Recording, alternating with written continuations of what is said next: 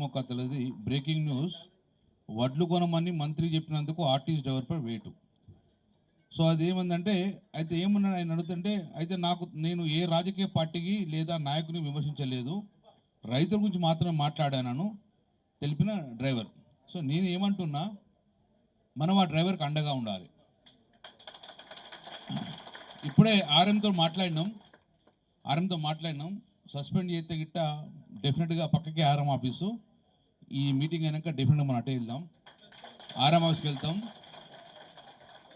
ఒకవేళ గిట్ట సాయంత్రం వరకు కూడా ఆ డ్రైవర్ అశోక్ను మళ్ళీ పనిలో తీసుకోకపోతే 100% రేపు జైత్యాలకు పోతాం. రేపు పొద్దున జైత్యాలకు వెళ్తాము, ఆ కుటుంబానికి అండగా ఉంటాము.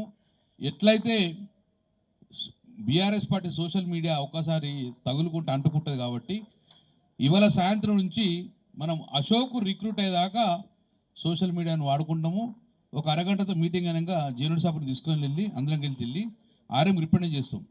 ఒకవేళ గిట్ట సస్పెండ్ చేయకపోతే సంతోషం, సస్పెండ్ చేస్తే నువ్వు మళ్ళీ సాయంత్రం రిక్రూట్ అయ్యేదాకా మేము అక్కడే కూర్చుంటామని చెప్పేసి కరీంనగర్ స్టార్ట్ చేస్తాము. ఆయన వాస్తవంగా ఆయన ఏమన్నాడు, నేను ఏ పార్టీని విమర్శించలేదు, నేను ఏ పార్టీ నాయకుని కాదు, కేవలం ప్రభుత్వాన్ని వడ్లు కొనుమను అన్నాడు అంతే. దానికి అంటే ఎవరు మాట్లాడితే వాడిని సస్పెండ్ చేసుడు, ఎవరు సోషల్ మీడియా పెడతారు జైలు. అట్లనే మేము ప్రభుత్వం ఉన్నప్పుడు ఎన్ని విమర్శలు చేసిన మమ్మల్ని, ఎంతమంది జైలుకి వేసినాం, మనం వేసినామా? సో ఇది ప్రజల మీద తిరుగుబాటు చేస్తుండ్రు, ప్రజలను ఇబ్బంది చేస్తుండ్రు. ఇటు బీజేపీ పార్టీ, కాంగ్రెస్ రెండు కూడా మాట్లాడితే ప్రజలను జైలు వేసే పరిస్థితి వచ్చింది.